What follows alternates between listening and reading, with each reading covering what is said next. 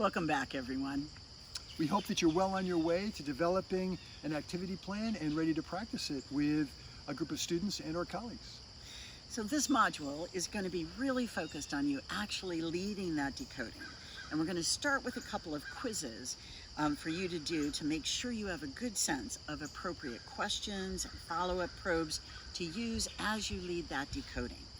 We're going to have you watch another CMD video and to read the activity plan that the educator developed before doing it, paying particular attention to the decoding process and the follow-up probes used by the educator as they lead that decoding, and to see how the plan provided the framework, but the decoding itself doesn't always go the way it's planned. We anticipate and hope that this course will deepen your attention to the media that you bring into your teaching, the questions that you ask, but most importantly, how students respond to the document and the questions, and then how you respond to the students.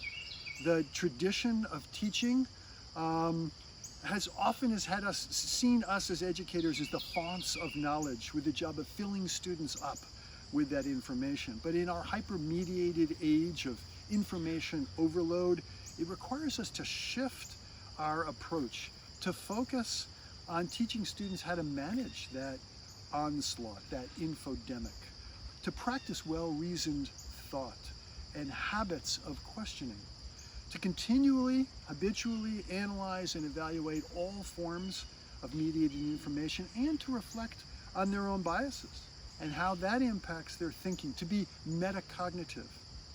The C in CMD stands for constructivist, the understanding that each person creates their own meaning, their own understanding, their own learning through their unique lenses. The CMD process trains us to listen well to how our students make meaning of diverse media messages, and then to facilitate that learning between students that addresses those objectives. The work is always curriculum driven, but we use those objectives to choose our media documents, our initial questions, and then most importantly, our follow-up probe questions with students that, again, tie back to those objectives. When a student says something that we think is really on track for what we're trying to teach, we might follow up with, tell me more about that, so that they can teach their peers about this.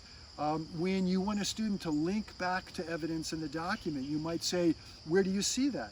Or when you want to have the class think about something that a student just said, a comment, you might say, does everyone agree, to try to get that kind of response? Just short examples of follow-up probes. As you watch these demonstration videos, as you plan your CMD activities, and most importantly, as you practice CMD in your classes with your students, colleagues, you will hone your process. You will practice this student-centered, question-based, curriculum-driven teaching. And we're going to end this module by having you complete a self-reflection about your decoding, going back to the media literacy objectives that we introduced earlier and thinking about what you might do differently the next time, what worked well, what maybe didn't go the way you planned. And again, we expect this module maybe take a little bit longer of your time, 2.5 to 3.5 hours.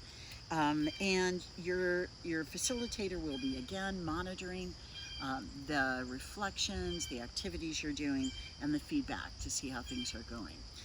Module 5 will be released a little bit longer, giving you more time for this module, maybe 3 or 4 weeks. And that will focus on specific challenges in leading decodings and engaging conversations about challenging topics. Your facilitator will reach out to you about things like office hours and coaching. If you have any questions or you need any help, you can reach out to them as well. We're really excited to hear about how this process goes for you of creating and implementing your CMD activity plan. So hopefully engaging and challenging and fun.